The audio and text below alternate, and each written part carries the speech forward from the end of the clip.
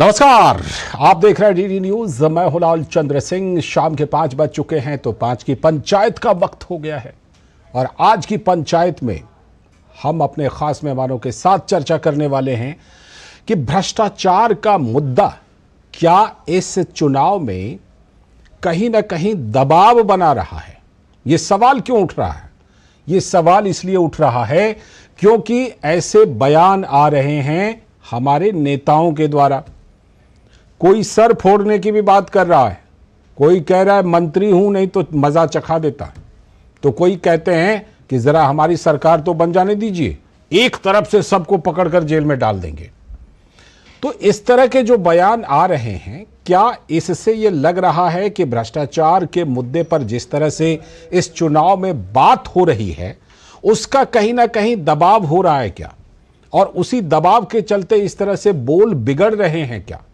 और क्या भ्रष्टाचार पर जो रार है वो नेताओं के बीच ठन गई है?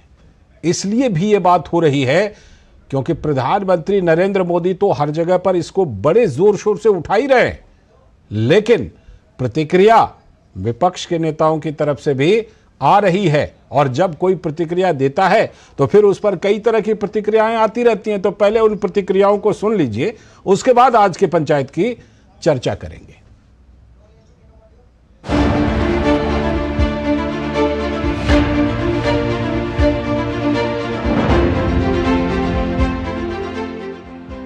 आज राजस्थान ही नहीं, पूरे देश में भ्रष्टाचारियों पर कड़ी कार्रवाई हो रही है। इसलिए इंडी अलायंस के लोग मोदी के खिलाफ एकजुट हो रहे हैं। अब मजा देखिए देश में क्या चल रहा है। एक तरफ मोदी है जो कहता है भ्रष्टाचार हटाओ, और दूसरी तरफ वो लोग हैं जो कहते हैं भ्रष्टाचारी बचाओ। ये सारे लोग जो भ्रष्टाचारियों को बचाने के लिए निकले हैं ना, कान खोल करके सुन ले। मोदी को कितनी भी धमकियां दे दें, भ्रष्टाचारियों को जेल जाना ही पड़ेगा।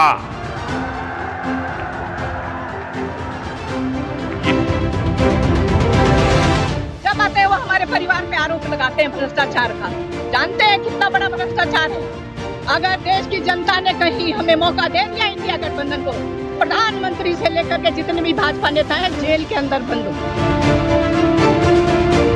शर्म लगनी चाहिए इससे लोगों को बयान देते हुए कि जिसने जेल में भेजा और जो लोग भ्रष्टाचार के विरुद्ध लोकनायक जयप्रकाश नारायण के सामने शपथ लेकर आए थे कि जाति विहीन समाज बनाएंगे, भ्रष्टाचार मुक्त राष्ट्र बनाएंगे, चपरासी क्वार्टर में रहते थे। महलों का राजा कैसे बने? कहां से मॉल आया? फार्म हाउस कहां से? जिस फार्म हाउस में रहते हैं कैसे आया? यही तो पूछ रहा है संवैधानिक संस्था ईडी, इनकम टैक्स, सीबीआई, यही तो पूछ रहा है कि इतना माल संपत्ति कहां से आया।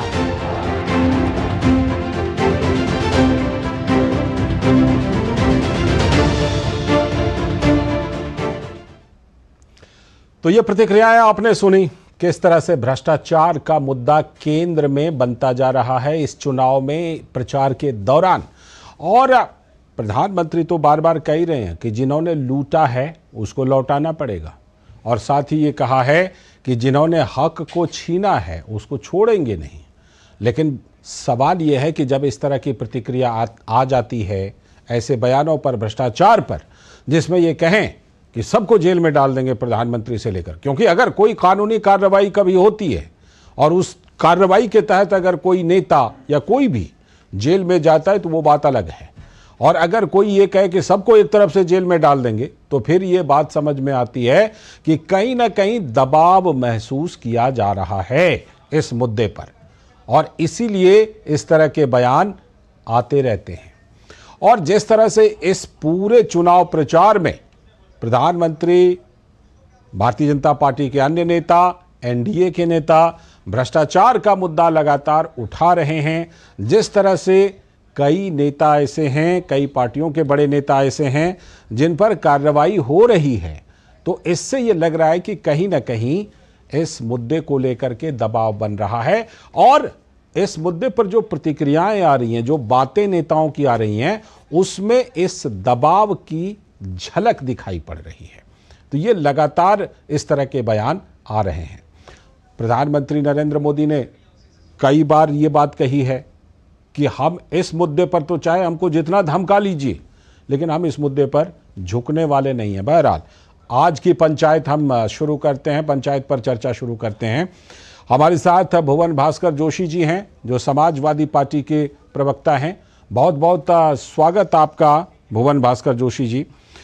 सबसे पहले मैं आप ही से चर्चा की शुरुआत करता हूं और जो आज हम चर्चा कर रहे हैं, आप पहले ये बताइए कि भ्रष्टाचार तो मुद्दा रहा है इस देश में, कई बार कई चुनावों में रहा है, लेकिन क्या कभी आपको लगता है कि पहले जब ये मुद्दा बनता था और इस बार जो मुद्दा बन रहा है, इसमें कुछ अंतर महसूस आप कर रहे हैं क्या? लालचंद जी, आज बड़ा दुख का विषय ये होता है, भ्रष्टाचार की बात वो कर रहे हैं जिनका राष्ट्रीय अध्यक्ष बंगारू लक्ष्मण ऑन कैमरा रिश्वत लेते हुए पकड़ा गया। पूरे देश ने देखा, पूरा देश शर्मसार हो गया। और अभी अभी पूरे देश ने देखा किस प्रकार चंडीगढ़ में भ्रष्टाचार हुआ, ऑन कैमरा हुआ, आदरणीय मोदी जी की सरकार में हुआ। अगर सुप्रीम कोर्ट नहीं हो पाता तो हमको और आपको क्या न्याय मिल पाता?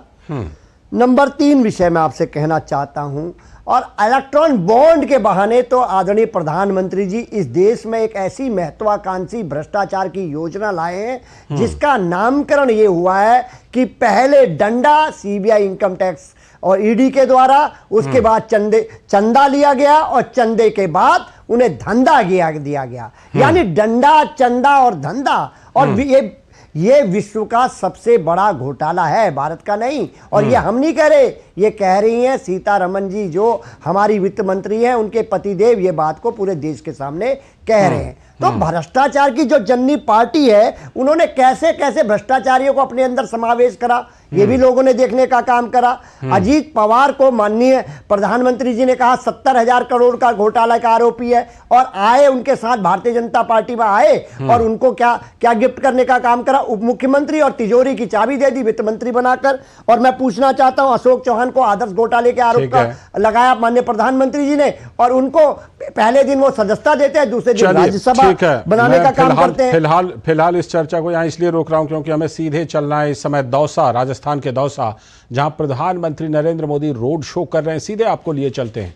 प्रधानमंत्री नरेंद्र मोदी राजस्थान के दौसा में रोड शो करने वाले हैं और उसका सीधा प्रसारण हम आपको दिखाएंगे। इससे पहले प्रधानमंत्री नरेंद्र मोदी ने जम्मू कश्मीर के उधमपुर में और राजस्थान के बाड़मेर में रैली की, और इसके बाद अब ये रोड शो प्रधानमंत्री का राजस्थान के दौसा में होने जा रहा है, जहां हम आपको सीधे लिए चलेंगे। जैसा कि हम जानते हैं कि प्रधानमंत्री नरेंद्र मोदी लगातार धुआंधार प्रचार कर रहे हैं और इसी क्रम में प्रधानमंत्री जनसभाएं कर रहे हैं, रोड शो कर रहे हैं।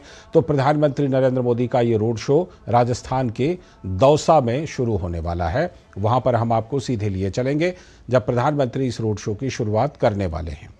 तो प्रधानमंत्री नरेंद्र मोदी, ये आप सीधे आप देख रहे हैं सीधा प्रसारण कि प्रधानमंत्री नरेंद्र मोदी राजस्थान के दौसा में रोड शो कर रहे हैं।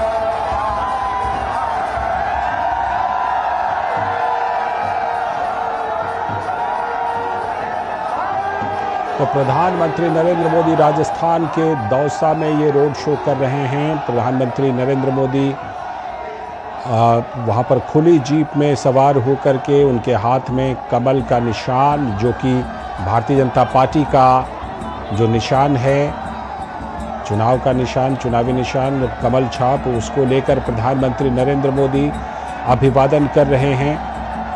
वहाँ पर उपस्थित भारी जन समुदाय जो कि प्रधानमंत्री के रोड शो में दोनों तरफ दिखाई पड़ रहे हैं, और जैसा कि आप देख पा रहे हैं कि लोगों से बिल्कुल अटा पड़ा है प्रधानमंत्री का ये जो रोड शो है, उसके दोनों तरफ लोग भारी तादाद में मौजूद हैं और प्रधानमंत्री नरेंद्र मोदी सभी के साथ अभिवादन का आदान प्रदान कर रहे हैं। विशाल बैरिस्टो हमारे संवाददाता वहीं पर हैं। विशाल बैरिस्टो से हम जुड़ते हैं और उनसे और ज़्यादा जानकारी लेते हैं। विशाल, ये रोड शो की सीधी तस्वीरें हम देख रहे हैं प्रधानमंत्री नरेंद्र मोदी के रोड शो की। ये कौन सा इलाका दौसा में है, क्योंकि भारी तादाद में लोग यहाँ पर उपस्थित दिखाई पड़ रहे हैं और प्रधानमंत्री का अभिवादन कर रहे हैं? देखिए लालचंद, ये मेन शहर है दौसा का, और मैं आपको बता दूं कि प्रधानमंत्री को देखने के लिए सुबह से ही भीड़ जमा होने लगी थी। और मैं जितनी दूर देख पा रहा हूँ उतनी दूर तक लोगों ने अपने हाथों में मोबाइल ले रखे हैं, उनकी फोटो खींचने के लिए बेकरार है। हर वर्ग का इंसान, चाहे बच्चा हो, बूढ़ा हो, महिलाएं खास तौर से प्रधानमंत्री को देखने के लिए उमड़ी है और एक उत्सव का माहौल है यहाँ दौसा के अंदर। दौसा में प्रधानमंत्री का सुबह से इंतजार हो रहा था कि कब प्रधानमंत्री आएंगे, और अब वो घड़ी आ गई है। और जैसे जैसे प्रधानमंत्री का काफिला आगे बढ़ रहा है, लोगों के अंदर और एक्साइटमेंट बढ़ता जा रहा है। सबने अपने हाथों में मोबाइल ले रखे हैं और सड़क के दोनों तरफ स्वागत हो रहा है प्रधानमंत्री का, और लोग एक झलक पाने के लिए प्रधानमंत्री के लिए उत्साहित है और चाहते हैं कि किसी तरह उस पल को अपने मोबाइल में कैद कर ले। ये जो रोड शो है ये शुरू हुआ सोमनाथ सर्किल से और करीब 1.25 किलोमीटर का ये सफर है, और इस सफर को यादगार बनाने के लिए लोग अपनी बालकनियों में आ गए हैं। मैं देख सकता हूँ महिलाएं अपने छोटे छोटे बच्चों को गोद में लिए हुए हैं और बुजुर्ग लोग भी हैं। एक बुजुर्ग महिला पिछले 2 घंटे से अपनी बालकनी में बैठी हुई है मेरे सामने, और अब वो घड़ी आ गई है कि जब वो देख पा रही है, और उन्होंने अपनी बहू से कहा है कि इस मोबाइल पर मोदी जी के वीडियो बनाकर मुझे दो। तो ठीक मेरे सड़क के दूसरी तरफ वो पहली मंजिल पर बैठी हुई है। तो एक बहुत एक्साइटमेंट का माहौल है। बीजेपी हमेशा से प्राइम मिनिस्टर पर बैंक करती है हर चुनाव में। आप देख सकते हैं शोर बढ़ रहा है, तालियां बज रही है जैसे जैसे प्रधानमंत्री का काफिला आगे बढ़ता चला जा रहा है। लालचंद जी, जैसा कि हम देख रहे हैं, हम लोग जानते हैं कि जो दौसा है वो पहले राजेश पायलट वहाँ के बड़े नेता होते थे। आजकल उनके सुपुत्र सचिन पायलट कांग्रेस में हैं और कई तरह की बातें, कई तरह की खबरें भी आती रहती हैं। लेकिन ये दौसा वही दौसा है जहाँ प्रधानमंत्री रोड शो कर रहे हैं। तो ऐसे में जो दौसा का जो चुनावी माहौल है विशाल, वो कैसा दिखाई पड़ रहा है? देखिए लालचंद, आपने ठीक कहा, दौसा राजेश पायलट का गढ़ होता था। राजेश पायलट हालांकि राजस्थान से नहीं थे, लेकिन उन्होंने दौसा को चुना। दौसा गुर्जर समुदाय भी की अच्छी खासी पैठ है यहाँ पर, लेकिन ये जनरल कैटेगरी होने के बावजूद भी यहाँ पर मीणा समुदाय के लोग काफी ज्यादा है, और यही वजह है कि बीजेपी ने कन्हैया लाल मीणा को मैदान में उतारा है और उनका सामना कर रहे हैं मुरारी लाल मीणा। तो ये मीणा वर्सेस मीणा की जो लड़ाई है उसके अंदर एक इंटरेस्टिंग बात यह है कि प्रधानमंत्री को लेकर सबसे ज्यादा एक्साइटमेंट है। आप शोर सुन पा रहे होंगे कितने एक्साइटेड है लोग, और प्रधानमंत्री का काफिला धीरे धीरे मेरे सामने से जा रहा है। प्रधानमंत्री ने अपने हाथों में कमल का फूल लिया हुआ है। उनके दाहिनी तरफ है कन्हैया लाल मीणा जो दौसा से बीजेपी के कैंडिडेट है, और उनके बाईं तरफ है किरोड़ी लाल मीणा। डॉक्टर किरोड़ी लाल मीणा मीणा समुदाय में काफी अच्छी पकड़ रखते हैं। केंद्रीय माफ कीजिए राजस्थान में मंत्री रह चुके हैं, अभी कैबिनेट मिनिस्टर है भजन लाल सरकार के अंदर, और प्रधानमंत्री को देखने के लिए भीड़ का हुजूम दौड़ा चला आ रहा है मेरी तरफ, क्योंकि प्रधानमंत्री का काफिला मेरी तरफ आ बढ़ा है। लालचंद बिल्कुल, वो तस्वीरें हम देख रहे हैं, और जिस तरह हम देख रहे हैं कि दोनों तरफ में काफ़ी तादाद में लोग वहाँ पर मौजूद हैं। ऐसी खबर है कि इस रोड शो के लिए 4 मंच हैं और 10 जगह पर प्रधानमंत्री का स्वागत किया जा रहा है।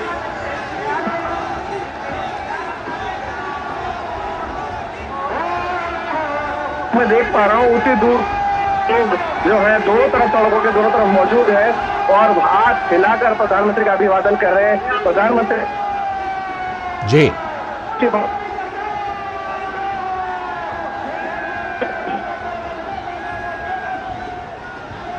लगता है विशाल की आवाज़ कहीं ना कहीं संपर्क उनसे टूट रहा है, लेकिन हमारे संवाददाता विशाल बैरिस्टो बता रहे थे कि किस तरह से दौसा इलाका जो है वो राजनीतिक रूप से कितना महत्वपूर्ण है। प्रधानमंत्री नरेंद्र मोदी का वहीं पर आज रोड शो है और ये जो तस्वीरें आप देख रहे हैं वो वहीं से देख रहे हैं, दौसा से। राजस्थान के दौसा में प्रधानमंत्री नरेंद्र मोदी रोड शो कर रहे हैं और हाथ हिलाकर लोगों का अभिवादन कर रहे हैं। प्रधानमंत्री नरेंद्र मोदी हमारे साथ हमारे सलाहकार संपादक विनोद मिश्र जी भी जुड़े हुए हैं इस पर और ज़्यादा जानकारी देने के लिए। विनोद जी, जो तस्वीरें दिखाई पड़ रही हैं वो अपने आप में दौसा में, राजस्थान में प्रधानमंत्री नरेंद्र मोदी की लोकप्रियता की कहानी को बयां कर रही है। जी, लोकप्रियता की प्राइम मिनिस्टर की तो है, उसकी बात साथ साथ आपको हमें ये भी देखना होगा कि जब हम लोग कहते हैं ना कि लोकतंत्र का ये उत्सव है, तो उसमें जो लोगों की पार्टिसिपेशन है उसको भी ये समझना पड़ेगा कि लोग किस तरह से जोग दर जोग आते हैं। और प्राइम मिनिस्टर का रोड शो अगर आपने तमिलनाडु का भी देखा होगा, चेन्नई का भी देखा होगा, आप केरल का भी देखा होगा, आप दूसरे जगह के स्टेट के भी प्राइम मिनिस्टर का रोड शो आपने देखा है इस इलेक्शन के टाइम में। तो ये जब चीजें आपको दिखाई देती है तब आप अगर याद कीजिए कि जो प्राइम मिनिस्टर मोदी कहते हैं, कल ही जो हिंदुस्तान टाइम्स के एक इंटरव्यू में कहा था कि इस बार का जो चुनाव है वो कम से कम राजनीति में जो पंडित है और राजनीति के जो विद्यार्थी हैं उन दोनों के लिए एक अध्ययन का विषय होगा। वो इसलिए कह रहे हैं कि जब आप इस रोड शो में लोगों के उत्साह और उमंग को देखते हैं तो आप यकीन मानिए कि ये उमंग और ये लहर लोगों ने क्रिएट किया है। जो लोग में जो आप देख रहे हैं कि जो प्राइम मिनिस्टर मोदी को किस तरह से रिस्पेक्ट करते हैं, उनके अभिभावक को लेके और बार बार उनके चेहरों पे जो आप चमक देखते हैं, तो ये जरूर ये अध्ययन की चीज है कि तीसरी बार के लिए प्राइम मिनिस्टर मोदी के लिए अगर इस तरह का जोश अगर लोगों में है तो शायद दुनिया के किसी डेमोक्रेटिक कंट्री में इस तरह की चीजें आपको नहीं दिखाई दी होगी कि थर्ड टर्म के लिए वहां किसी प्राइम मिनिस्टर और प्रेसिडेंट के लिए इतनी ललक होगी, इतनी लहर होगी। लाल जी, बिल्कुल। आप जब प्रधानमंत्री की बात का जिक्र कर रहे थे तो प्रधानमंत्री ने अपने इंटरव्यू में ये कहा था कि इस बार की चुनाव की झलक तो जमीन पर दिखाई पड़ रही है और लोग खुद ही नारा लगा रहे हैं। क्या वैसी ही झलक इस समय दौसा से दिखाई पड़ रही है? बिल्कुल। आप जब दौसा की नजारा को आप देखते हैं और इस गर्मी में, इस प्रचंड गर्मी में आप देखिए कि वहाँ के टेम्परेचर को आप अंदाज कीजिए और लोगों के इस भीड़ को जब आप देखते हैं तो आप देखिए घंटों इंतजार करके दोनों बगल लोग जो खड़े हुए हैं और वो सिर्फ एक झलक नहीं देखना चाहते हैं, वो सीधे प्राइम मिनिस्टर मोदी के साथ में अपने उत्साह और उमंग को भी दिखाना चाह रहे हैं। तो और हर को प्राइम मिनिस्टर मोदी आप देखिए कि उस तरीके से तस्वीरों में आपको दिखाई दे रहा है कितने हुजूम में कारवां चला हुआ है। अब उस कारवां के तक पहुंचते पहुंचते प्राइम मिनिस्टर मोदी अभी 1-2 किलोमीटर चले होंगे। अब कल्पना कीजिए कि वहाँ इतने किलोमीटर तक ऐसे ही लोग खड़े हुए हैं। तो ये मानना पड़ेगा जो बात आप कह रहे थे कि ये जो लहर है उस जनता ने ये लहर रही है और फ्रंट फुट पे अगर आप कहिए कि इस चुनाव में अगर कोई खेल रही है तो वो जनता खेल रही है। राजनीतिक दल तो और राजनीतिक नेता तो पीछे है। और ये चीजें जब आप मोदी को देखते हैं और उनके साथ में वो जुलूस और उनके साथ में रोड शो का वो नजारा देखते हैं तो अद्भुत, ये शायद दुनिया के शायद किसी कंट्री में अपने किसी शासक, अपने किसी प्रधानमंत्री के लिए ऐसा नजारा हमें कभी देखने को नहीं मिला था। ये बात तो आपने बिल्कुल सही कही, क्योंकि कई बार जब प्रधानमंत्री नरेंद्र मोदी किसी विदेशी मेहमान नेता के साथ जब उनको लोगों के बीच लेकर जाते हैं तो जो लोगों का रिस्पांस होता है उसको देख करके कई बड़े विदेशी नेता भी कहते हैं कि भाई ये चीज़ तो भारत में ही मिलती है, ये कहीं और नहीं मिल पाती इतनी ज़्यादा लोगों का रिस्पांस। लेकिन अभी जैसे विशाल बैरिस्टो से हम बात कर रहे थे अपने संवाददाता से, तो विशाल बैरिस्टो ने बताया कि दौसा में मीणा वर्सेस मीणा इस बार है और हम देख रहे हैं कि अभी उत्तर प्रदेश के मुख्यमंत्री योगी आदित्यनाथ भी यहां पर आए थे और राजस्थान के मुख्यमंत्री भजन लाल ने भी वहां रोड शो किया था और आज प्रधानमंत्री नरेंद्र मोदी भी रोड शो कर रहे हैं। नदी में इस कास्ट के समीकरण की जब बात आती है और जब ये राजनीतिक पंडित लोग ये कास्ट इक्वेशन को मिलाते हैं और बताते हैं, हाँ। तो शायद ये इतना यकीन करने वाला नहीं रहता है। किसी इलाके में मान लीजिए किसी की 10% सीट होगी, कास्ट का इक्वेशन होगा, 20-15% होगा, लेकिन क्या ये सारे कास्ट में और सारे लोग जब तक नहीं मिलते क्रॉस पूरे सोसाइटी, तब तक आप जानते, हमें लगता है कि कोई पार्टी कैंडिडेट वहां पे अपना जीत का दावा कर सकता है। तो मुझे उन चीजों पे उतना भरोसा नहीं है। हमें ये भरोसा है कि जब आप ये लोगों में उत्साह और ललक देखते हैं, ये हाथ हिलाते हुए लहराते हुए लोगों की आप तस्वीर देखते हैं कि हर एक हाथ उस भीड़ में से खड़ी हुई है, उस भीड़ में से खड़ा है, तो इसमें आप कास्ट तो कम से कम नहीं गिन सकते कि कौन किसके लिए लड़ रहा है और कौन किसके लिए ये कर रहा है। वो पूरे उस समाज की, उस सोसाइटी की, उस पूरे एक संवेद स्वर इसको बोलते हैं।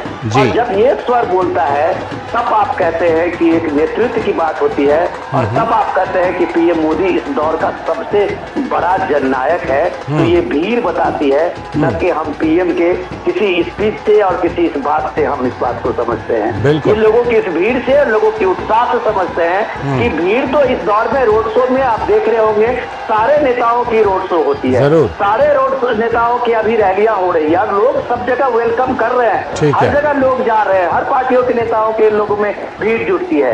लेकिन ये उत्साह और ये जो आंखों में चमक है, ये जो हाथ हिलाते हुए लोगों का अभिवादन है, ये शायद कम देखने को मिलता है। बिल्कुल यही फर्क है, ये फर्क नजर आ रहा है। हमारे संवाददाता, आप बने रहिएगा हमारे साथ हमारे संवाददाता शैलेंद्र मिश्र भी जुड़ रहे हैं। शैलेंद्र, जिस तरह से प्रधानमंत्री नरेंद्र मोदी धुआंधार चुनावी कार्यक्रम कर रहे हैं राजस्थान में, हम जानते हैं कि साल 2014 को ले लीजिए, 2019 को ले लीजिए, राजस्थान की सारी सीटें भाजपा ने जीती और पिछली बार भी उनके सहयोगी के साथ मिलकर के 25 की 25 सारी सीट जीती। इस बार भी प्रधानमंत्री ने पूरा लगता है कि ऐसा फोकस कर दिया है कि इस बार भी वही परफॉर्मेंस चाहिए। बीजेपी की रणनीति बहुत साफ है लालचंद्र, कि जिन राज्यों में वो सभी की सभी लोकसभा सीटें जीती थी, वहां पर उन सभी सीटों को फिर से इस चुनाव में जीतना है और उससे मार्जिन ज्यादा हो, यानी जीत का जो अंतर है वो पिछले चुनाव के मुकाबले हर सीट पर ज्यादा हो।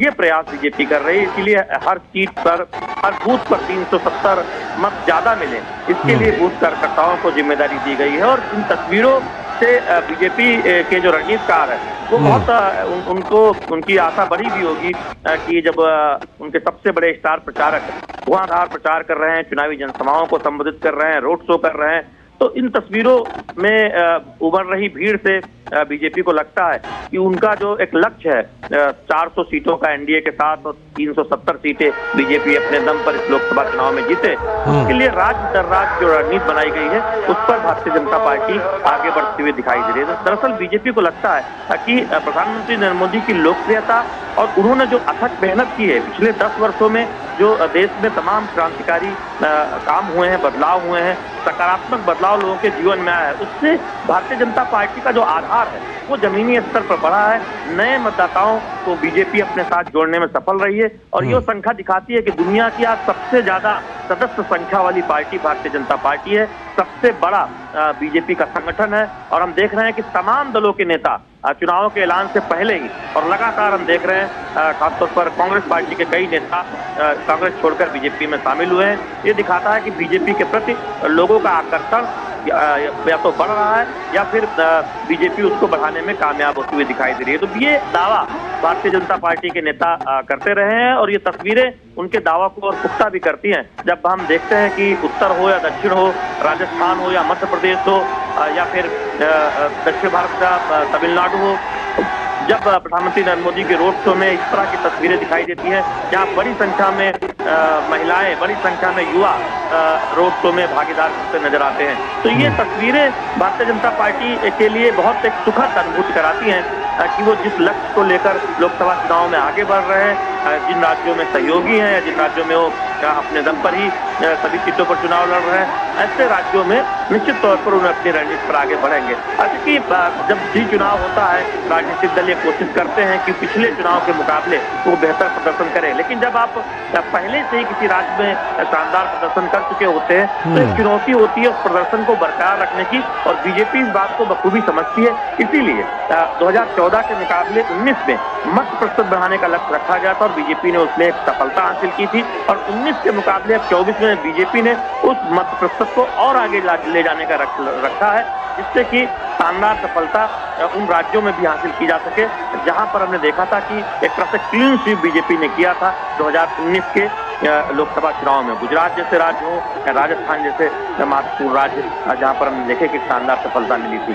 तो इस तरह से राज्य दर राज्य बीजेपी की रणनीति है, और अगर आप क्षेत्रवार देखें तो बीजेपी की कोशिश यह है कि इस बार दक्षिण भारत से अपनी सीटों की संख्या बढ़ाए, उत्तर पूर्व में अपनी सीटों की संख्या बढ़ाए, और जिन राज्यों में पहले से ही शानदार सफलता हासिल की गई है वहां अपने प्रत्याशियों के जीत का प्रतिशत आगे ले जा सके। तो निश्चित तौर पर उसके लिए उससे सबसे बड़े स्टार प्रचारक प्रधानमंत्री नरेंद्र मोदी हम देख रहे हैं कि जमकर मेहनत कर रहे हैं, चुनावी जनसभाओं को संबोधित कर रहे हैं, और साथ ही साथ बीजेपी को लगता है कि दुनिया के सबसे लोकप्रिय नेता की अगुवाई में जो 10 सालों में जो काम हुआ है और जो संगठन ने उस काम को जिस तरह से जनता के बीच ले जाने का काम किया है, उसका एक फायदा लोकसभा चुनाव में भारतीय जनता पार्टी को मिलेगा। और ये तस्वीरें जरूर भारतीय जनता पार्टी के रणनीतिकारों के लिए एक सुखद अनुभव करा रही होंगी। लालचंद, बिल्कुल, ये तस्वीरें वहां से जो दिखाई पड़ रही हैं दौसा से, वो भी बहुत कुछ अनुभव करा रही हैं। एक बात शैलेंद्र, कि हम जानते हैं कि दौसा की जब बात होती है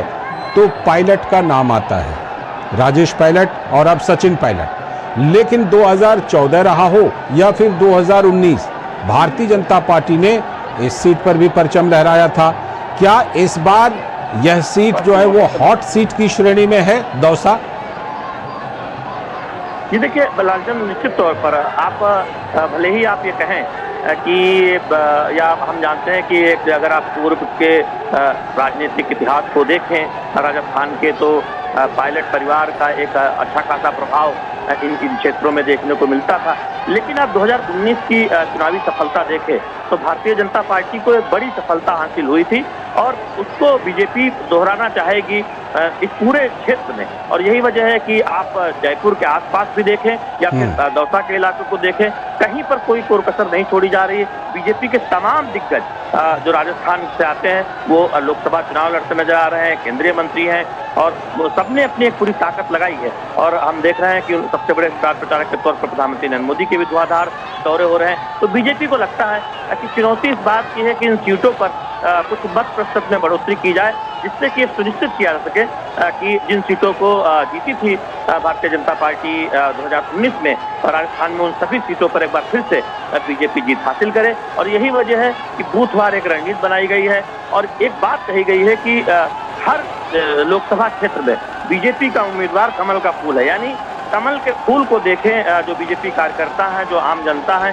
उम्मीदवार की जगह पर प्रधानमंत्री नरेंद्र मोदी की अगुवाई में जो काम हुआ है, उनका जो लोकप्रिय चेहरा है और भारतीय जनता पार्टी का जो चुनाव चिन्ह है, उसको सामने रखकर चुनाव लड़ा जा रहा है।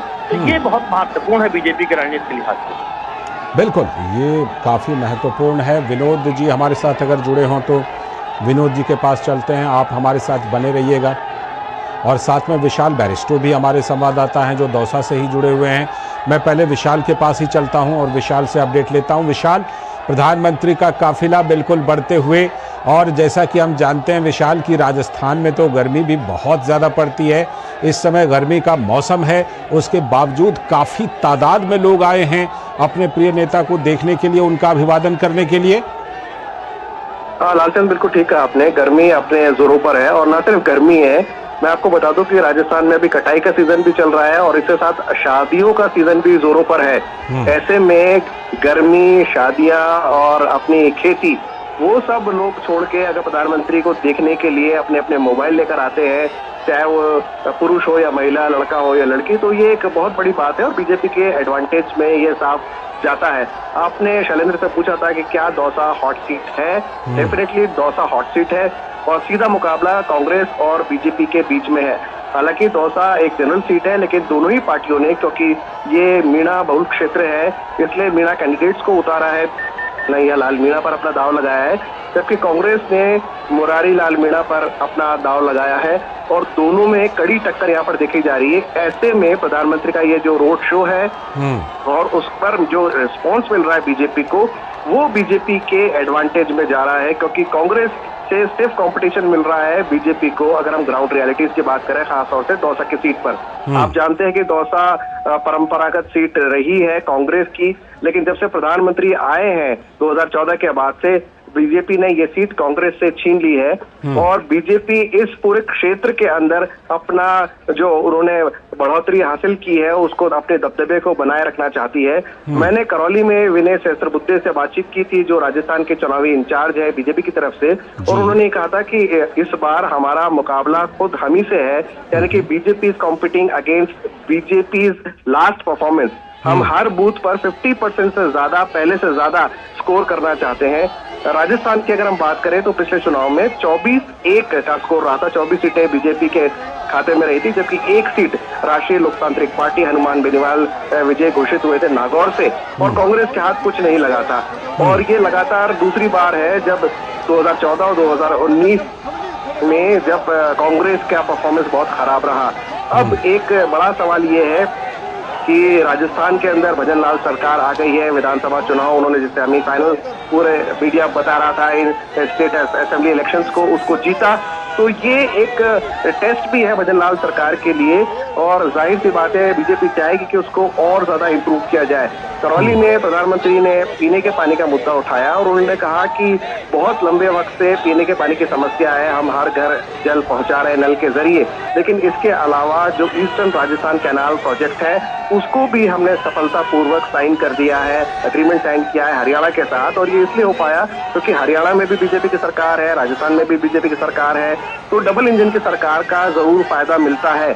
उन्होंने दक्षिण भारत के कुछ राज्यों का हवाला देते हुए कहा कि वहां पर लंबे समय से, चाहे वो कावेरी डिस्प्यूट हो, वाटर डिस्प्यूट हो, चला आ रहा है और वो पानी का कोई फैसला ही नहीं हो पाता, पानी समुद्र में चला जाता है। इसलिए जरूरी है कि डबल इंजन की सरकार हो, और इसलिए उन्होंने वोटर्स से कहा कि आप बीजेपी को वोट इसलिए दीजिए क्योंकि एक तरफ वो लोग हैं जो सिर्फ मोदी को टारगेट कर रहे हैं। मोदी ना मौज करने के लिए पैदा हुआ है, मोदी ना आराम करने के लिए पैदा हुआ है, मोदी पैदा हुआ है मेहनत करने के लिए। और मेरा एक ही सपना है, भारत को विकसित देश बनाना 2047 में, और ये प्रधानमंत्री नरेंद्र मोदी ने करौली की जनसभा में ऐलान किया है। लालचंद्र, बिल्कुल ये ऐलान किया है वहाँ की जनसभा में, और प्रधानमंत्री नरेंद्र मोदी बार बार इन चीज़ों को लेकर के कहते हैं और प्रधानमंत्री बार बार इस पर जोर देते हैं। विनोद मिश्र जी हमारे सलाहकार संपादक हमारे साथ जुड़े हुए हैं। विनोद जी, आपसे मैं ये ज़रूर समझना चाहूँगा, दर्शकों तक ये ज़रूर पहुँचाना चाहूँगा आपके ज़रिए कि आपने पहले भी बड़े बड़े रोड शो देखे होंगे, प्रधानमंत्रियों के भी रोड शो देखे होंगे। आपको पहले के रोड शो में, पहले के प्रधानमंत्रियों के रोड शो में और अभी के प्रधानमंत्री मोदी के रोड शो में क्या फर्क नजर आता है? देखिए लाल जी, सबसे इम्पोर्टेंट ये है कि बात तो आप बिल्कुल सही कह रहे हैं, भारतीय लोकतंत्र के और भारतीय चुनाव का जो दुनिया भर में आकर्षण है वो यही है कि लोग इसमें खुल के जुटते हैं, लोग जो है अपने अपने नेताओं का उत्साह भी बढ़ाते हैं। ये अमूमन हर पार्टियों के लिए आप देखे होंगे, कोई ऐसा नहीं है कि सिर्फ बीजेपी के साथ ऐसा होता है। लेकिन जब लोग कंपैरिजन करते हैं, इसी चुनाव में लोगों के पास में एक पूरा का पूरा हम लोगों से ज्यादा अनुभव है वहाँ लोगों के पास में। लोग 5 बार 6 बार से वोट दे रहे हैं, तो उनको एक अनुभव होता है अपने राजनेताओं को, अपने नेताओं को लेके कि और परफॉर्मेंस को लेके। तो इम्पोर्टेंट ये है, जैसा कि हमारे दोनों रिपोर्टर भी बता रहे थे, शैलेंद्र भी बता रहे थे, विशाल भी बता रहे थे कि ये दौसा जो है वो एक तरह से आप मान सकते हैं कि पायलट का गढ़ है। सचिन पायलट से लेके राजेश पायलट तक ने यहाँ पे अपनी पूरी पूंजी लगाई है। तो अब ये है, अभी भी इस बार भी इस प्रचंड लहर के बाद भी आप ये देखिए कि 2 बीजेपी विधायक जो है वो सचिन पायलट के समर्थक वहाँ जीते हैं जी। और इस बार भी जो कैंडिडेट है वो भी सचिन पायलट के समर्थक विधायक जो है उन्हीं को टिकट दिया गया है। तो कुल मिला के दारोमदार सचिन पायलट का है वहाँ से अपने नेता के लिए सब कुछ करना। अब उसमें अशोक गहलोत कितना उसमें भूमिका निभाते हैं ये भी देखने की जरूरत है। लेकिन प्राइम मिनिस्टर मोदी की ये खूबी है कि जब आप देखिए कि वहां विधानसभा चुनाव में इतनी प्रचंड बहुमत से जीत के आने के बाद बीजेपी ने सबसे अंतिम पंक्ति में बैठे हुए भजनलाल शर्मा को चुन के और उसको चीफ मिनिस्टर बनाते हैं। ये शायद दुनिया में आप कह सकते हैं, भारत में तो कम से कम नहीं ही ऐसा होता होगा कि आप एक अनसंग जो आपके कार्यकर्ता है उसको उठा के आप सीएम बना देते हैं। ये हमने देखा एमपी में भी देखा, ये हमने राजस्थान में भी देखा, ये हमने छत्तीसगढ़ में भी देखा। वो नेता को लाके आप फ्रंट पे लाते हैं जो नेता आपके अंतिम कतार में बैठे हुए होते हैं। तो ये जो उत्साह है यहाँ कार्यकर्ताओं की, शायद ये उत्साह दूसरी पार्टियों में नहीं होती है, क्योंकि हर कार्यकर्ता वहाँ पे सीधे प्राइम मिनिस्टर मोदी से कनेक्ट है। हर कार्यकर्ता की जो अपील, पीएम की जब अपील होती है तो वो हर कार्यकर्ता के साथ सामने से वो अपील को वो एकदम ऐसे एक्सेप्ट करता है जैसे लगता है कि कप्तान का आया हुआ वो आदेश है। तो ये जो स्पिरिट है, टीम स्पिरिट, ये बीजेपी की सबसे बड़ी खूबी है, जो शैलेंद्र भी बता रहे थे। उस टीम स्पिरिट के साथ में आप ये देखिए, ये जो कार्यकर्ताओं का मनोबल है वो भी इस भीड़ के साथ में है कि एक एक कार्यकर्ता इस दौसा के इसमें जुटे होंगे और उसके साथ लोगों का जो आकर्षण है पीएम मोदी का, वो उसका एक प्लस पॉइंट होता है, वो एडवांटेज देता है, जिसको आप वैल्यू एडिशन कहते हैं। तो आप ये देखिए कि ऐसा रोड शो, आप जब कह रहे थे कि रोड शो ऐसा क्यों नहीं होता दूसरे का, तो रोड शो होता है। आप इस शहर में आप घूम ले 1 किलोमीटर के दौर में तो बहुत लोग देखने के लिए भी आ जाते हैं, लेकिन ये लंबा रोड शो, कहीं 5 किलोमीटर, कहीं 6 किलोमीटर, गुजरात में हम लोगों ने पिछली बार देखा 18 किलोमीटर का रोड शो, और उस इतने बड़े रोड शो में दोनों बगल लोग सड़क के दोनों किनारे खड़े हैं, हजारों हजार के संख्या में खड़े हैं। अच्छा, दौसा का ही सीन दिख लीजिए, आपको लग नहीं रहा होगा कि कोई उसमें से जवान हो या बूढ़े हो, बच्चे हो,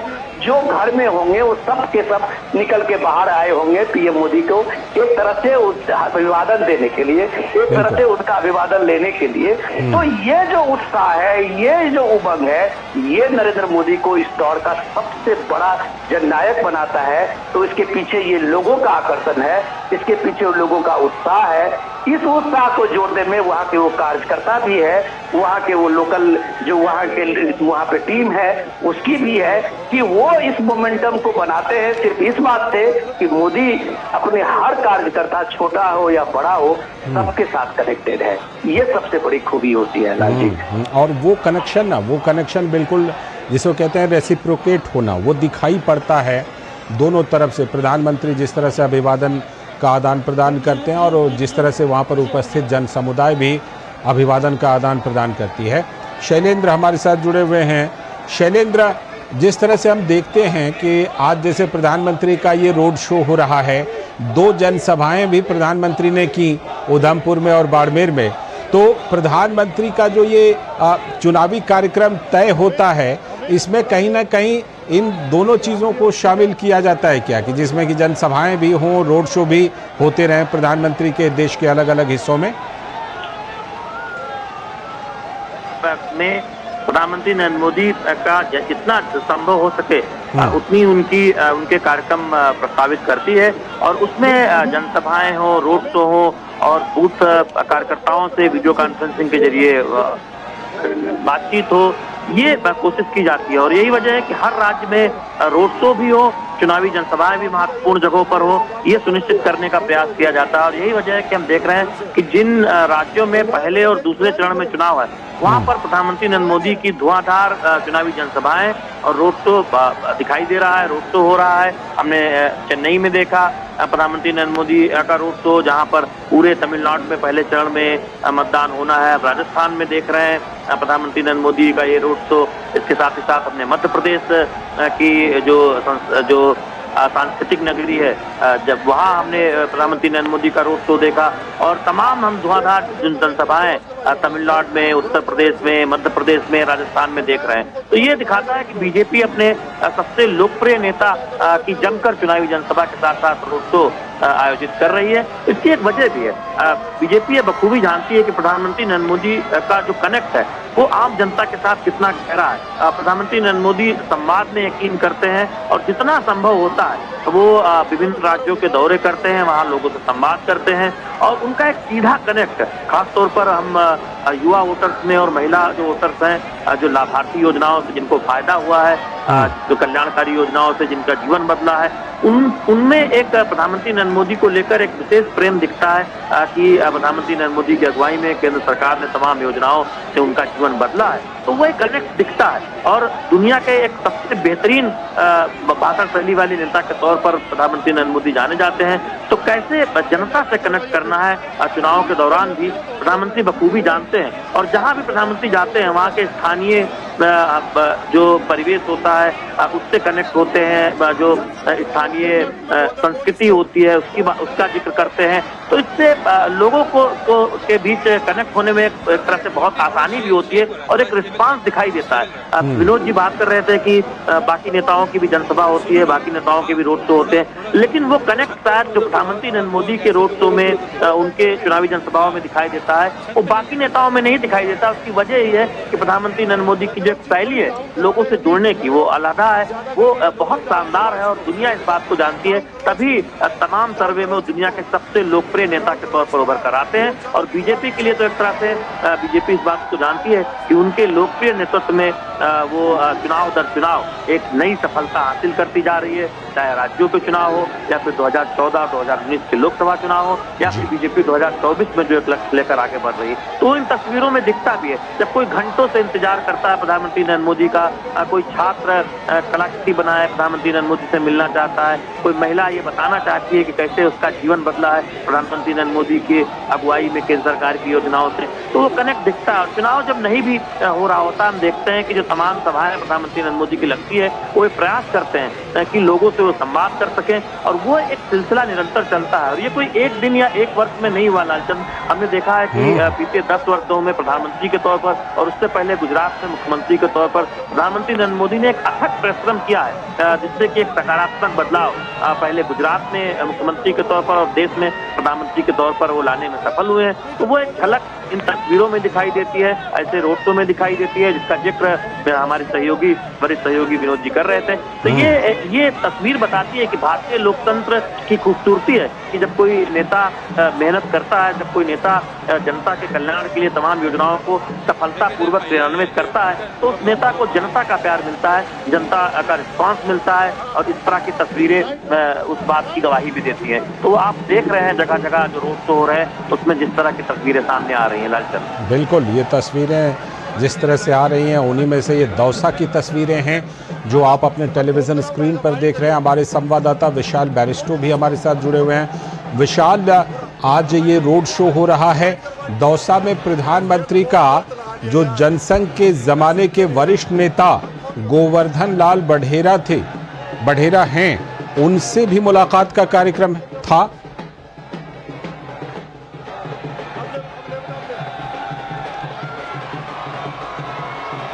विशाल, आप तक आवाज आ रही है? विशाल फिलहाल हमारे साथ जुड़े हुए नहीं हैं। विनोद मिश्र जी के पास चलते हैं। विनोद जी अगर जुड़े हुए हों। विनोद जी, जिस तरह से कि अभी प्रधानमंत्री का ये रोड शो चल रहा है, जिस तरह का रिस्पांस दिख रहा है, इससे ये बिल्कुल साफ लग रहा है कि जो प्रधानमंत्री ने 400 पार का नारा दिया है उसमें उनकी 2 कोशिशें हैं। एक तो जहां पर सफलता मिली है उसको कायम रखा जा सके और बाकी जहां पर सफलता नहीं मिली थी वहां पर भी जीत दर्ज की जाए। तो उसी के तहत ये पहले प्रयास के तहत कि राजस्थान में 25 की 25 सीटें वहां पर कमल खिले, इसके तहत प्रधानमंत्री की ये कोशिश। डेफिनेटली आप मान सकते हैं कि प्राइम मिनिस्टर मोदी क्या बीजेपी की ये पूरी कोशिश होगी कि कम से कम उस अपने परफॉर्मेंस को 2019 के परफॉर्मेंस को कम से कम वो सामने में लाए। लेकिन आप ये मत भूलिए कि यहाँ पे और जो दूसरी पॉलिटिकल पार्टियां हैं, कांग्रेस हो या दूसरी और पार्टियां हैं, बीएसपी भी वहाँ है, हर पार्टियों की अपनी जरूर कोशिश होगी कि वो भी कम से कम वहाँ अपनी उपस्थिति में एक बढ़िया प्रेजेंस दिखाए। तो ये चीजें तो अपने आप में ये है, ये आप कह सकते हैं कि इस लोकतंत्र में और इस चुनाव में इसको आप एक बड़ा ये मान सकते हैं कि हर पॉलिटिकल पार्टी अपने तरफ से कोशिश करती है। शायद कांग्रेस भी उसी तरह की कोशिश कर रही होगी या बीएसपी भी कर रही होगी, जो जिस तरह की कोशिशें आप ये देख रहे हैं। जरूर। लेकिन सबसे इम्पोर्टेंट ये चीज है कि जनता के बीच में जाने के पास में आपके सामने में मुद्दे क्या है। जनता में जब पीएम मोदी जाते हैं और मोदी की गारंटी बोलते हैं, तो मोदी की गारंटी कहने के साथ में जनता को वो चीजें सामने में दिखती है, और जब वो दिखती है तब उसे लगता है कि ये नेतृत्व है जो कम से कम जो कहा वो किया और करके दिखाने वाला वो नेतृत्व होता है। तब ये तीसरे टर्म के लिए लोगों में आप ये एक ललक देखते हैं और एक तरह से विश्वास देखते हैं। ये पूरे के पूरे चीज जनता से किसी नेता का जो एक लिंक होता है, जो आप सेनेटर बता रहे थे, उसमें विश्वास सबसे बड़ा फैक्टर होता है लाल जी। आज के दौर में नेतृत्व को सबसे बड़ा ये उसके चैलेंज होती है कि लोगों में वो विश्वास पैदा करे, लोगों में वो विश्वास पैदा करे कि उसके नेतृत्व देने की क्षमता उस पर है। अभी आप देख लीजिए कि जितने भी सर्वे हुए हैं उस सर्वे में ये पूछा जाता है कि अगर वो सबसे पहला वोट देने के लिए जाते हैं तो उनके मन में सबसे पहला सवाल क्या होता है, तो उसका जवाब होता है कि सबसे पहले उनके मन में पीएम कैंडिडेट होता है। तो इस पीएम कैंडिडेट के नाम पे, एक नेतृत्व के नाम पे जब इंडिया गठबंधन के सामने में लोग देखते हैं तो शायद अभी उसके सामने में कोई चेहरा नहीं दिखता है। तो हम लोग बात कर रहे थे लाल जी, अभी अपने प्रोग्राम सब में इसकी चर्चा की है कि इस बार भी लोगों के मन में और मुद्दे के अलावा स्टेबिलिटी भी एक बड़ा मुद्दा है, स्थायित्व का। तो 30 साल से ज्यादा हुए इस देश ने देखा है मिलीजुली सरकारों का, और मिलीजुली सरकारों का हश्र क्या होता है ये भी लोगों ने देखा है। तो ये कम से कम 2014 से नरेंद्र मोदी के आने के बाद, इस सत्ता के शीर्ष पे आने के बाद जो लोगों ने स्टेबिलिटी देखा, उसके साथ बड़े फैसले भी देखे हैं। क्या ये देश कभी कल्पना कर सकता था कि आर्टिकल 370 हट जाएगा? क्या यह देश कल्पना कर सकता था कि 500 साल के संघर्ष के बाद रामलला अपने उस भव्य मंदिर में विराजमान हो जाएंगे? क्या ये देश ये इस तरह का कल्पना कोई देश के लोग कर सकते थे कि इस देश में एक देश का एक टैक्स होगा? तो इतने सारे बदलाव लोगों ने देखा है। उसके बरक्स में जब आप अपोजिशन में देखते हैं, तो जब उसके लिए वो तर्क करते हैं, तो अगर राहुल जी सीधे सीधे वो जीएसटी पे चैलेंज करते हैं तो वो अपना फेल्योर नहीं बताते हैं कि ये जीएसटी कम से कम यूपीए के दौर का आइडिया था, या उससे पहले बीजेपी के समय में भी एक बार चर्चा हुई थी पार्लियामेंट में, जो आपको याद होगा अपने कवर करने के दौरान। लेकिन क्यों नहीं ले पाए, तो इसके पीछे कारण होता था स्थायित्व, कि उस सरकारों में एक बड़े फैसले लेने का वो दम नहीं होता था, एक मोरल जिसको आप बोलते हैं, वो मोरल उसका उस तरह में उतना हाई नहीं होती थी। लेकिन नरेंद्र मोदी के दौर में ये कम से कम आज कई लोगों को शिकायत नहीं है कि नरेंद्र मोदी इस फैसला लेने में कभी भी किसी तरह का हिचक करेंगे। तो ये राजस्थान के दौसा में जो आप देख रहे हैं, तो लोगों के सामने में एक चेहरा वो भी होता है कि ये फैसला लेने वाला लीडर है। बिल्कुल। और ये फैसला लेने वाला जो लीडर का जो एक इमेज होता है लाल जी, उसको हम आप बेहतर जान सकते हैं कि उसका एक परिवार में भी जो फैसला लेने वाला गार्जियन होता है, उसकी भी एक अलग भूमिका होती है। तो ये जो दौर में इलेक्शन हम देख रहे हैं, उसमें जब आप देखते हैं उसमें जो अलग अलग नैरेटिव्स होते हैं, उसके बरक्स में लोग इन चीजों से कंपैरिजन करते हैं। अब राहुल गांधी जब कहते हैं कि जैसे ही हमारी सरकार बनेगी, आपके अकाउंट में खटाखट 1 लाख रुपए का पहला किस्त 8,500 रुपए आएगा जी, कैसे यकीन कर ले लोग कि वो रात के बाद अगले सुबह उठेगा उसके अकाउंट में 8,500 रुपए आके पड़े होंगे। लेकिन लोगों को ये यकीन मोदी ने दिलाया है कि जो किसान सम्मान निधि है, उसके तिमाही किस्त सेम डेट को उसके अकाउंट में पड़ेंगे तो पड़ जाएंगे। बिल्कुल। तो ये सब चीज जब आप देखते हैं तो लोग आज की तारीख में बहुत होशियार हैं, बहुत समझदार हैं, अवेयर हैं। कई दशकों के बाद लोग इतने अवेयर हुए हैं इलेक्शंस में पिछले वर्षों से, तो उनको आप नैरेटिव से भरवा नहीं सकते हैं। उनके लिए आप सामने में एक ठोस मुद्दा लेके जाना पड़ेगा। आप अगर कहते हैं यूपीए में, आप इंडिया गठबंधन में कि भाई हम आटा से लेके डाटा तक फ्री देंगे, तो लोग कंपैरिजन करते हैं कि भैया ये डेटा से आटा तक, जो आप आटा से डेटा तक का जो फ्री दोगे, ये किसका पैसा है? वो उसी लोगों का पैसा है। तो दुनिया में कोई चीज फ्री नहीं मिलती, ये भी लोग जानते हैं कि आप इधर से एक कान इधर से नाक छुओ और इधर से दूसरा छुओ। तो वो लोगों को ही ये पता है, ये किसी भी ना किसी रूप से ये हमें ही देना पड़ेगा, हमें ही पे करना पड़ेगा। तो इन सब चीजों के बरस आप जब देखते हैं कि पीएम मोदी जब ठोस एक सस्टेनेबल डेवलपमेंट गोल की बात करते हैं, स्वच्छ भारत मिशन की बात करते हैं, तो इस देश में कभी कल्पना नहीं की होगी कि इस देश में 12 करोड़ शौचालय बन जाएंगे। इस देश में कभी कल्पना नहीं की होगी कि इस देश में नल से पीने का शुद्ध जल जो है वो 8 करोड़ लोगों के घर में पहुंच जाएगा पिछले 4 साल 5 साल में। तो ये नहीं कल्पना की होगी कि 4 करोड़ गरीब लोगों के पक्के मकान बन जाएंगे। ये भी कल्पना नहीं की होगी कि इतने करोड़ जो बीपीएल के लोग थे उनके घरों में गैस सिलेंडर मिल जाएगा। तो लालजी ये सारे क्रांतिकारी सामाजिक बदलाव लोगों ने देखा है। इस बदलाव को आप सिर्फ गरीबी हटाओ के नारा देके और अकाउंट में आपके 8,000 आएंगे और खटाखट आपके पास में सीधे 8,000 पहुंच जाएगा, इससे बात नहीं बनती है। इसके लिए करके दिखाना होता है और आपने जो अब तक नहीं किया है वो आप लोगों को भ्रम में नहीं डाल सकते हैं कि लोगों को अपने नेतृत्व पे भरोसा है कि कल जो भी कुछ करेगा वो पीएम मोदी करेगा। लोग कह रहे थे कि अगर ये ऐसा हो सकता है, अगर ऐसा हो सकता है, तो वो एक सवाल जरूर पूछते हैं कि ये करने वाला कौन है सामने में। तो वो सामने में करने वाला अगर पीएम मोदी है तो इसलिए लोगों की आप ये भीड़ देखते हैं जो उसके साथ विश्वास का ये कनेक्शन है और यही विश्वास पीएम मोदी के लिए सबसे बड़ा आधार है। लालचंद जी बिल्कुल वो आधार है, विश्वास का जो आधार है वो बंधन है, वो दौसा में भी प्रदर्शित हो रहा है। शैलेंद्र मिश्र हमारे साथ जुड़े हुए हैं। शैलेंद्र, भारतीय जनता पार्टी, प्रधानमंत्री नरेंद्र मोदी स्थायित्व को, मजबूत सरकार को भी एक बड़ा मुद्दा बना रहे हैं और ये कहीं ना कहीं देश भर की जनता को अपील करती हुई नजर आ रही है क्या?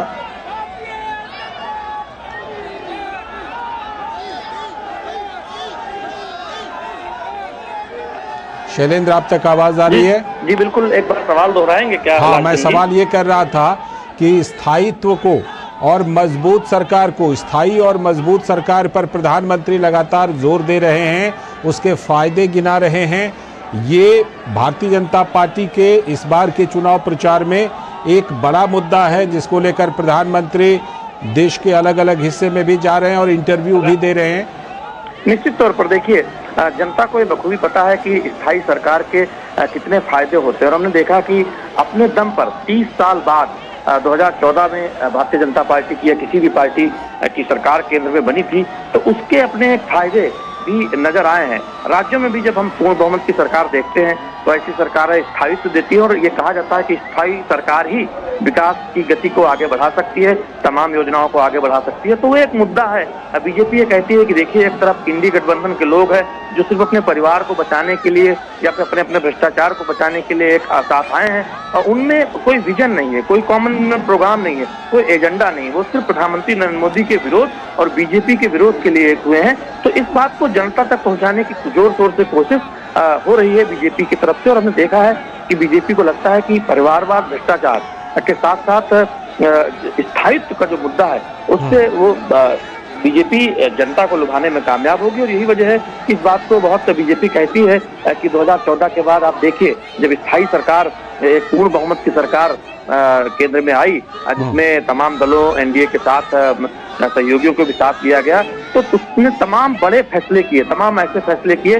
जिसका दशकों से इंतजार था। तो वो दिखाई देता है कि स्थायी सरकार के कितने फायदे होते हैं। तो निश्चित तौर पर जनता उसको पसंद करेगी, जनता उसको रिस्पॉन्ड करेगी, ऐसा लगता है भारतीय जनता पार्टी के नेताओं को। बिल्कुल, वो कहीं ना कहीं लग रहा है कि इस मुद्दे को भारतीय जनता पार्टी ये कह रही है कि भाई 2 बार अगर लगातार स्थायी सरकार रही, मजबूत सरकार रही, तो उसके फ़ायदे जो हैं वो देश भर में लोगों ने देखे, विदेशों से भी उस तरह का रिस्पांस मिला, तमाम तरह की चीज़ें हुई। विनोद जी भी हमारे साथ जुड़े। विनोद जी, जो ये मुद्दा है स्थायी और मजबूत सरकार का, प्रधानमंत्री इस पर भी खासा जोर दे रहे हैं और ख़ास तौर पर उसको देश की सुरक्षा, चाहे आंतरिक सुरक्षा हो, बाह्य सुरक्षा हो, उससे भी जोड़ करके बता रहे हैं कि स्थायी और मजबूत सरकार है तभी तो किसी आतंकवादी को उसके घर में घुसकर भी मार आते हैं।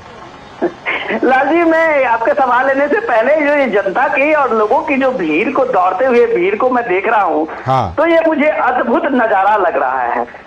हाँ, क्योंकि वो पीछे के लोग दौड़ करके फिर से आगे आ जा रहे हैं। तो लोग ऐसा नजारा जब देखते हैं तब हम कहते हैं कि ये भारत के लोकतंत्र जो दुनिया में सबसे अलग है, शायद ही इतना सुंदर देश और इतना सुंदर लोकतंत्र शायद ही आपने दुनिया के देश में कहीं भी इस तरह के लोकतंत्र की ये खूबी देखी होगी, ये उत्साह देखा होगा जब चुनाव के समय में हम देखते हैं। ये सचमुच में ये नजारा जो है वो अद्भुत है, अविस्मरणीय है। जीत हार का फैसला तो लोग करेंगे, अपने हिसाब से करेंगे, लेकिन जब ये नजारा देखते हैं तब ये लगता है कि क्या इस दौर में ये जितने नैरेटिव्स दिए जाते हैं, संविधान बचाओ, लोकतंत्र खतरे में है, क्या इस भीड़ देख के कम से कम उनको सोचने पे एक बार जरूर मजबूर नहीं होते हैं क्या? क्या ये लोकतंत्र बचाओ और जो संविधान बचाओ का जब वो नैरेटिव देते हैं तो क्या उनको ये इसका जवाब नहीं मिलता है? ये तमाम चीजें हैं, निश्चित तौर पर ये तस्वीरें जो हैं वो तमाम हमारे नेताओं को जरूर संदेश दे रही हैं और इन तस्वीरों पर जरूर विचार होता रहेगा और निश्चित रूप से इस पर हम बात भी करते रहेंगे। लेकिन पंचायत जो 5 की पंचायत में आज हमारे साथ जो मेहमान जुड़े थे उनसे फिलहाल माफ़ी मांगते हुए कि आज हमारे पास अब समय नहीं है, लेकिन जो मुद्दा था उस पर हम फिर कभी और ज़रूर बात करेंगे, चर्चा करेंगे। आप सभी का बहुत बहुत शुक्रिया। फिलहाल इस शो में इतना ही, लेकिन डीडी न्यूज़ पर खबरों और कार्यक्रमों का सिलसिला लगातार जारी। नमस्कार। लाखों की संख्या में श्रद्धालु पहुंचे अयोध्या। बरसों की प्रतीक्षा के बाद हमारे अयोध्या का गौरव लौटा है। नहीं तो पहले टेंट, टूटे घाट, गंदगी, कोई फैसिलिटी नहीं। और अब काशी देखो, केदारनाथ देखो, उज्जैन देखो, सोमनाथ देखो, सब भव्य दिव्य। और मोदी जी कहते हैं ये तो बस ट्रेलर है, आस्था का परचम लहराता रहे। ये है मोदी की गारंटी, इसलिए हमारा पहला वोट मोदी को। ये है